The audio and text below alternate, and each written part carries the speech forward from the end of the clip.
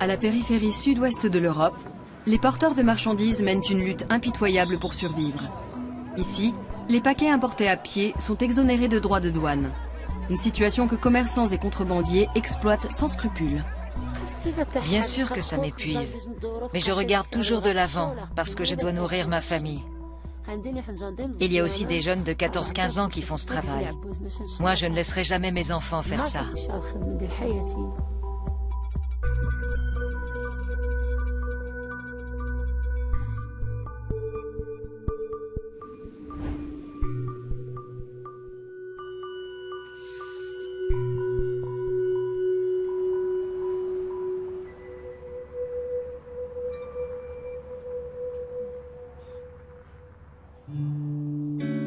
Nora El Coucou est une porteuse de marchandises, ou porteadora en espagnol. Elle accomplit cette corvée depuis 16 ans. J'ai 43 ans et je m'appelle Nora.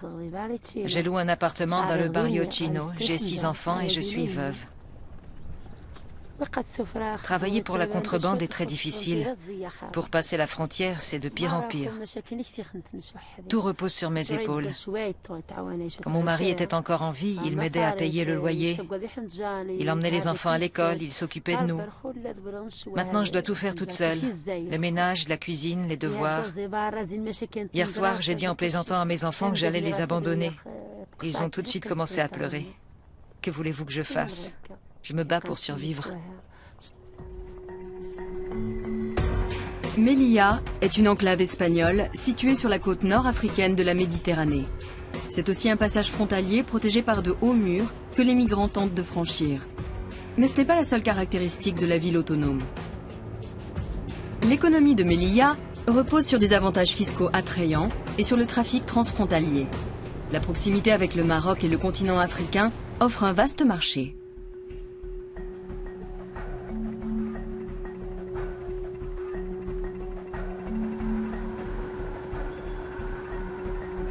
Abdelkader El Founti est d'origine marocaine. Syndicaliste, il s'occupe du sort des personnes défavorisées en zone frontalière, comme les femmes mulets. J'ai vu ces femmes pour la première fois quand j'avais 7 ou 8 ans. On habitait près de la frontière et c'était tout à fait normal de les voir faire ce travail.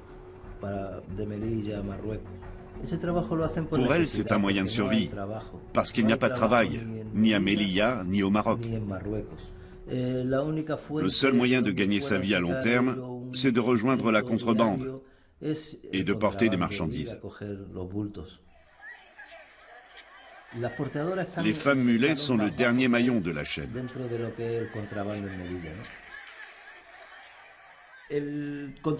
Les contrebandiers gagnent des millions à la frontière. Et le gouvernement profite des taxes locales, comme l'IPSI. Les bénéfices générés sont importants, mais la redistribution n'est pas équitable. Les femmes qui portent les fardeaux sont celles qui gagnent le moins.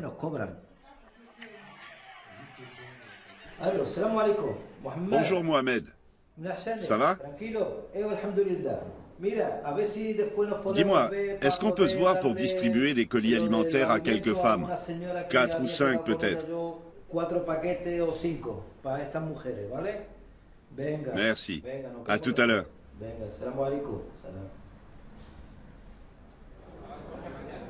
Tôt le matin, au poste frontière de Barrio Chino.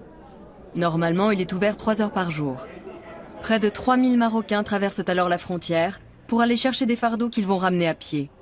Mais aujourd'hui, le poste est fermé au transport de marchandises pour des raisons inconnues. Nora est l'une des rares porteuses qui a été autorisée à passer. Elle est attendue par Abdelkader.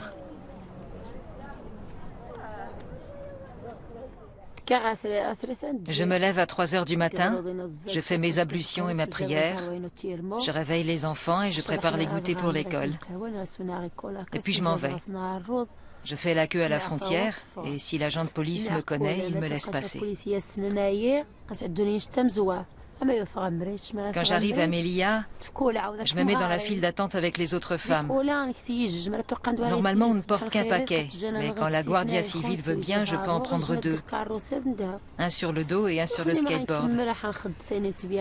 On est payé quand on remet le colis, si rien n'a été volé ni endommagé. Dans ce cas, je gagne 20 €.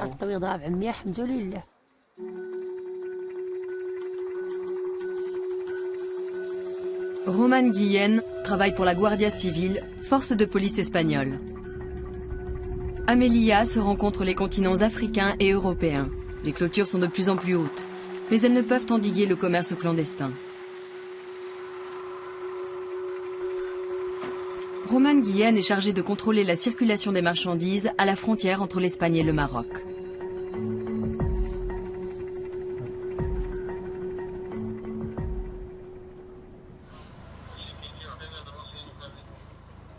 Voilà. Pendant sa patrouille, il croise des collègues marocains.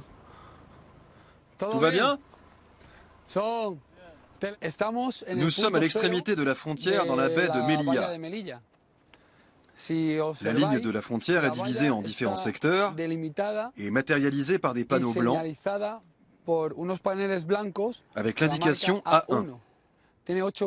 Cette clôture fait 8 mètres de haut. Il y a 3 clôtures en tout. C'est un filet spécial à mailles serrées. Au Maroc, il n'y a pas de travail, ni de possibilité d'ascension sociale. L'accès à la santé et à l'éducation est très cher. Alors ces femmes viennent ici pour gagner leur vie. L'enclave de Melilla fait partie de l'Europe, mais pas de l'Union douanière européenne. Si le transport détaxé des marchandises est en théorie illégal, il est toléré tant que la traversée de la frontière se fait à pied, quel que soit le poids du paquet. Melilla ne fait pas partie de l'Union économique européenne. Ici, il n'y a pas de TVA, mais on a l'IPSI. C'est une taxe locale de la ville autonome et elle est plus faible que le taux d'imposition en Espagne.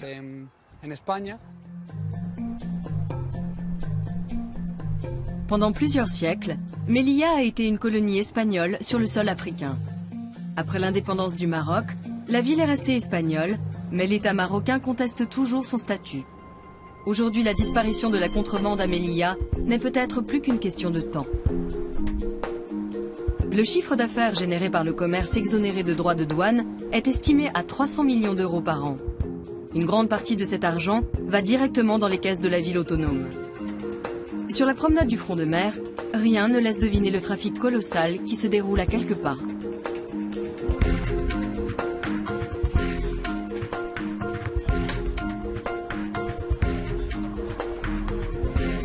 Mohamed Abdelkader représente la 3e génération d'une famille de commerçants frontaliers.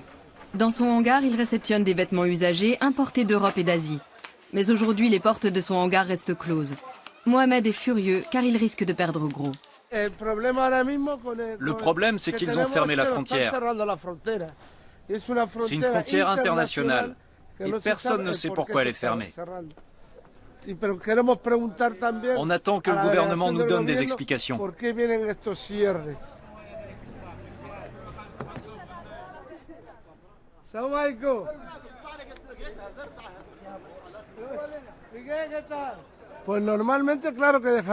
Bien sûr que ça rapporte beaucoup d'argent. Et la ville autonome de Melilla en profite aussi. Oui, je gagne bien ma vie et c'est normal. Mais le gouvernement empoche le triple. Plusieurs commerçants entreposent leurs marchandises dans ce hangar commun, financé par un prêt de la ville.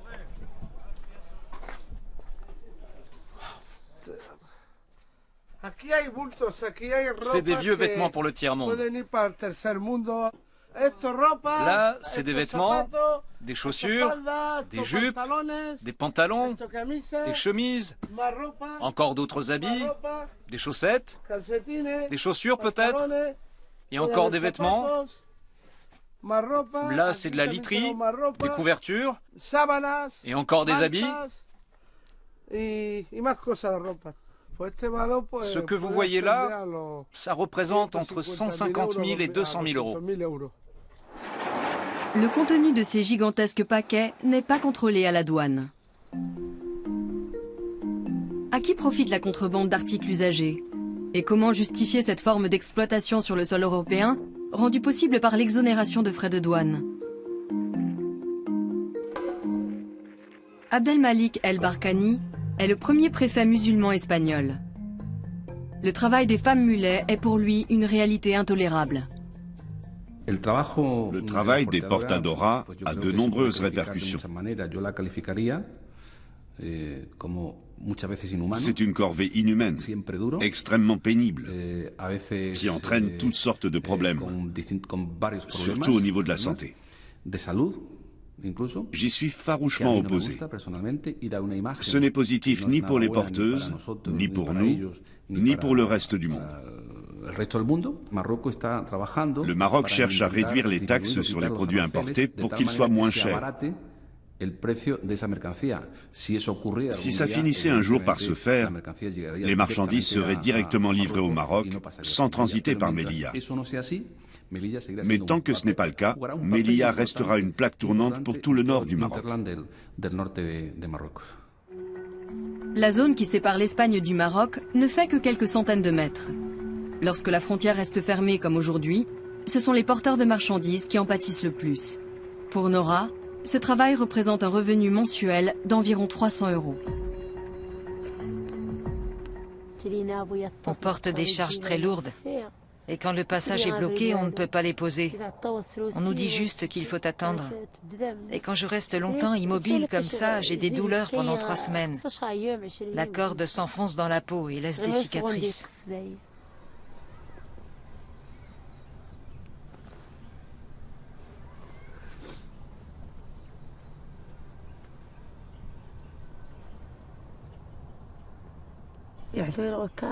C'est trop tard pour moi. Je prie Dieu pour qu'il prenne soin de mes enfants. Aussi loin que je me souvienne, j'ai toujours souffert. J'ai commencé à travailler quand j'avais 10 ans, pour mes parents et pour ma grand-mère. Je suis habituée à souffrir. Je travaille depuis toute petite. Si seulement j'avais une petite maison, tout serait tellement plus facile.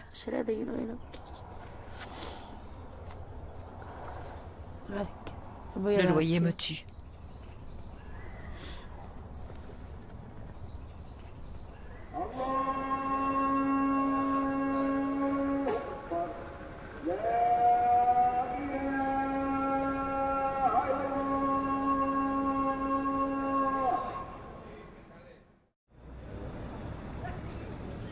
Il est 7 h du matin au poste frontière du Barrio Chino. Tout porte à croire qu'aujourd'hui, la frontière sera ouverte normalement et que la circulation des marchandises pourra reprendre. Les gens affluent de toutes parts. Des intermédiaires sont postés sur les bords de la route. Je suis là depuis hier après-midi.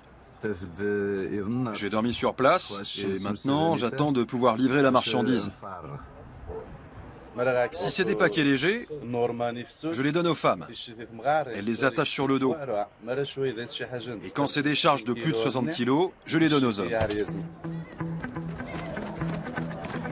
Nora est dans la file d'attente depuis 2 heures. À l'ouverture de la frontière, elle se met à courir. Plus elle arrive tôt pour son premier voyage, plus elle a de chances d'en effectuer d'autres.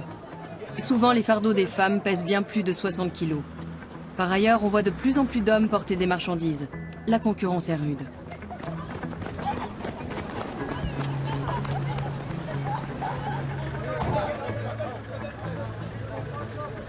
Abdelkader et Roman observent la situation, chacun de son point de vue.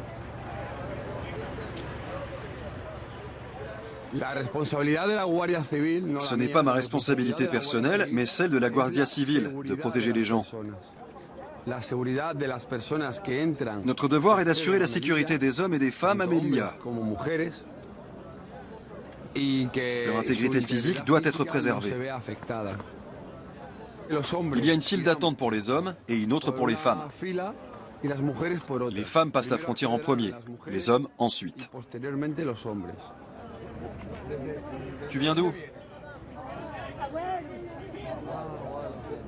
Ah, d'accord.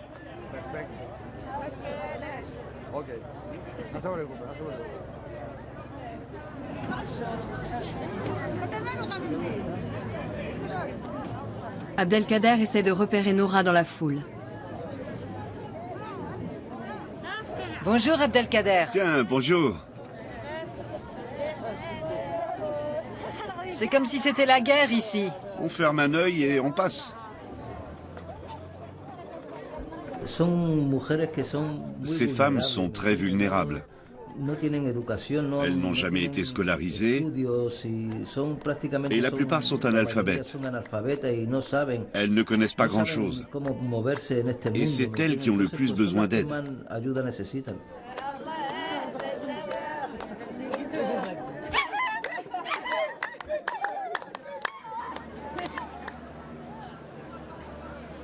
Pour monter la pente avec leur fardeau, les porteurs se fabriquent des skateboards. C'était l'idée d'un collègue de la Guardia Civile. Il voulait aider les gens qui portent des charges très lourdes, en particulier les femmes. C'est fait main, avec des morceaux de bois. Et les roues proviennent de patins à roulettes. Le skateboard leur facilite la montée.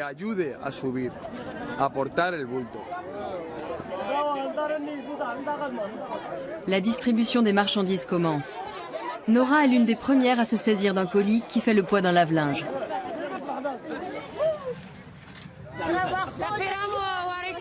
On attend que la Guardia Civile nous laisse passer. Si on a de la chance, on sera les premières, nous les femmes. Mais Nora n'a pas de chance. Les hommes sont finalement prioritaires aujourd'hui. Les porteurs doivent rouler et traîner leur fardeau, tenir bon et se frayer un chemin dans la foule.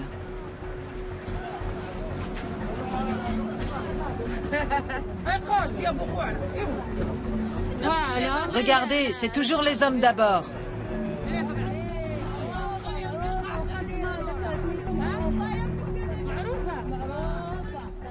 Depuis combien d'années?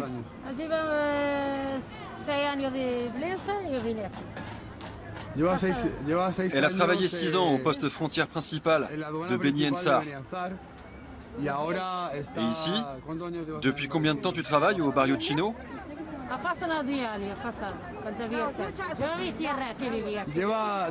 Ici, elle gagne sa vie dignement depuis 10 ans.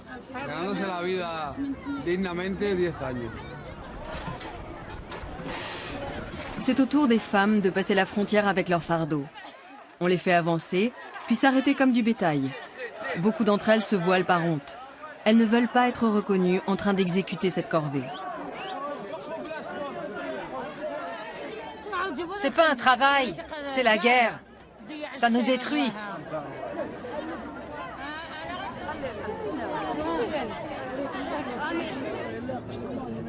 Les temps d'attente interminables retardent la livraison des marchandises. Les porteuses sont excédées et perdent patience.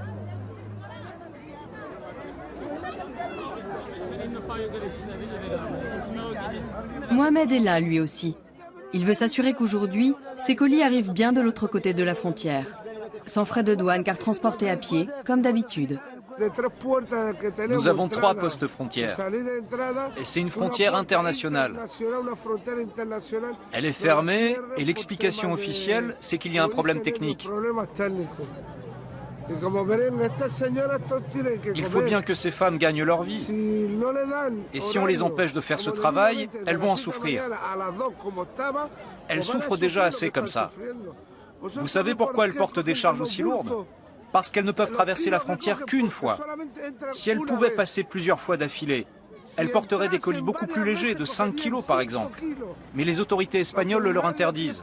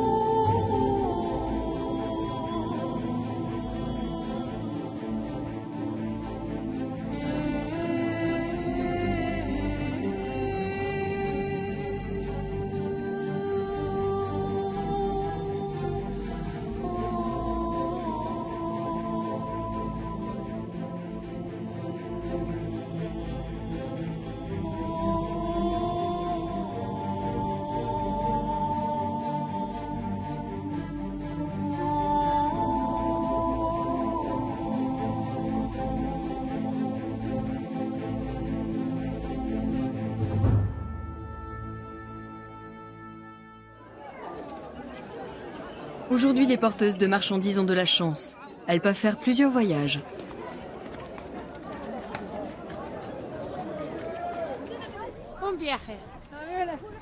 Encore un tour. Je vais refaire la queue et essayer de prendre 2 paquets.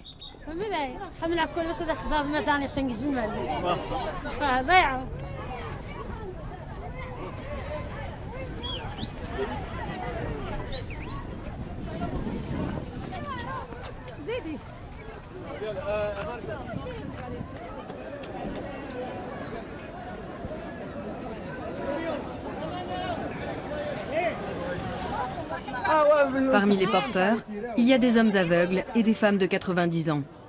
C'est pour eux le seul moyen de gagner leur vie.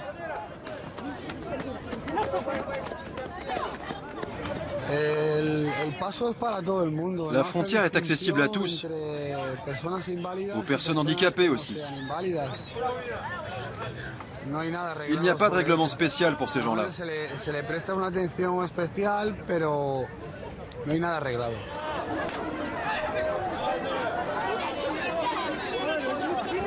On annonce la fin des tournées et dans la foule, la tension monte.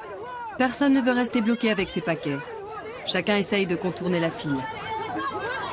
Hé, les gardes, les gardes!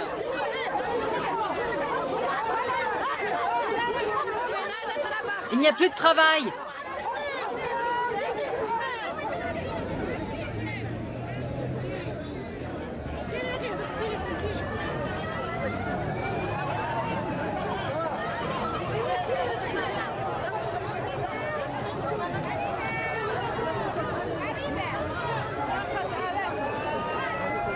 La frustration est à son comble.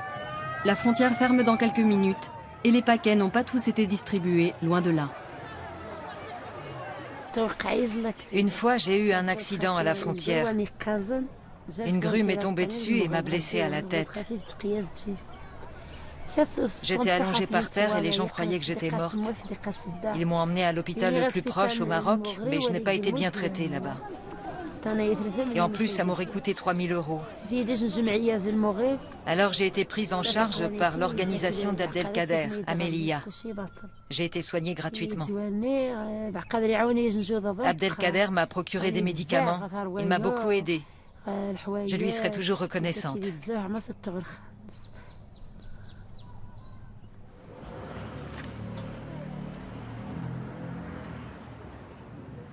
Le problème avec le commerce informel, c'est qu'il y a trop d'intérêts différents en jeu. Les contrebandiers disent que la frontière devrait rester ouverte plus longtemps. Et le gouvernement estime que la frontière ne doit pas servir uniquement au commerce et à la contrebande. Je crois qu'un dialogue est nécessaire entre le Maroc et l'Espagne. Les 2 pays doivent trouver une solution. Sinon, rien ne changera.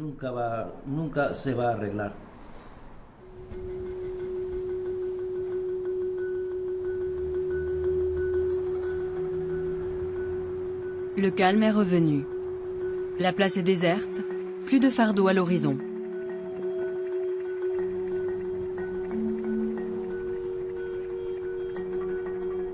Roman Guillen effectue sa dernière patrouille de la journée.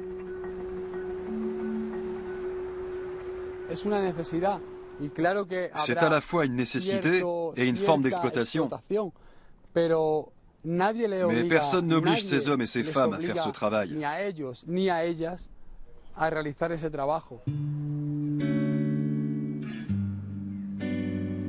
Nora, elle, n'a pas le choix. Pour nourrir ses enfants, elle doit passer tous les jours la frontière avec 300 kilos de marchandises et son mal de dos n'y change rien.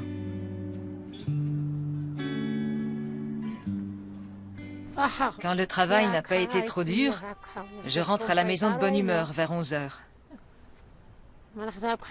Avec les 30 € que j'ai gagnés, je fais les courses, je rembourse une partie de mes dettes, je prépare à manger pour les enfants. Je suis heureuse d'être à la maison, tout simplement.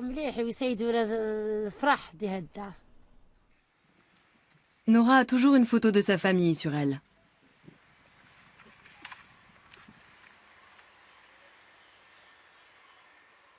Je travaillais pour une dame à cette époque. Elle voulait me procurer du travail dans les champs de fraises. Je ne peux pas croire que mon mari n'est plus là.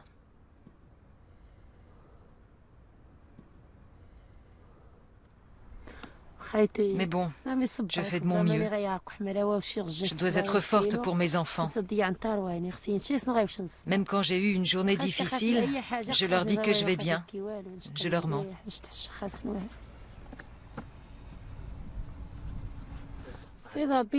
Dieu aide chacun de nous si on fait les choses comme il faut. Moi, j'ai une vie difficile. J'essaie de faire au mieux.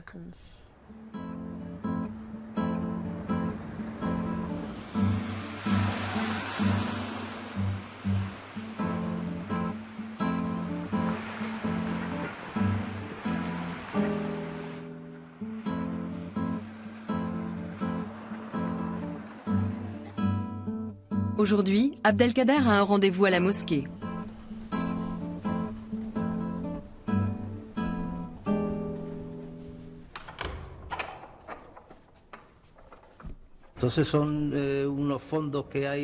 C'est un fonds qui est approvisionné par les pays de l'Union européenne.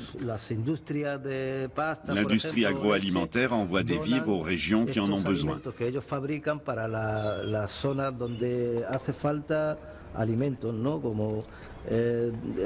Comme on le sait, la crise a appauvri beaucoup de gens en Espagne. Et cette banque alimentaire a été créée pour les aider.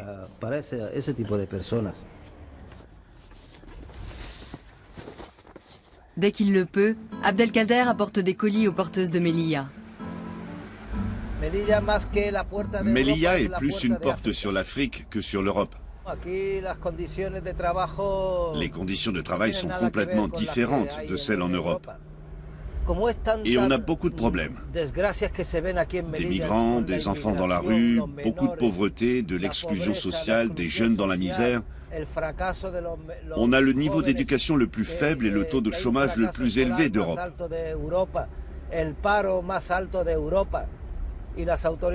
Les politiques ne font rien pour changer les choses. Je pense que tout ce qui les intéresse, c'est d'obtenir un maximum de subventions pour s'enrichir. Bonjour.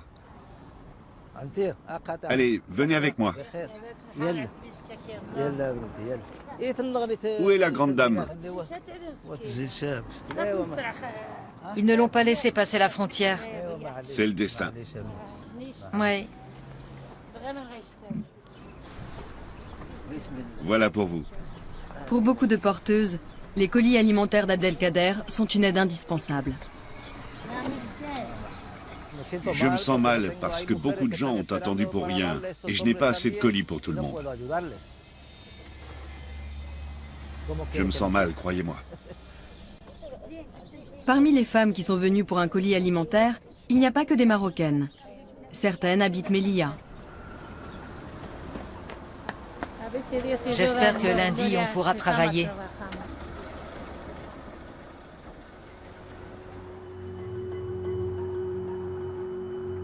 Nora ne sait pas si lundi, la frontière ouvrira ou non. Une chose est sûre, elle fera le pied de grue devant la clôture dès 5 heures du matin. Les conditions de travail inhumaines à la périphérie de l'Europe ne semblent pas près de disparaître. Une exploitation inacceptable pour les uns, une question de survie pour les autres.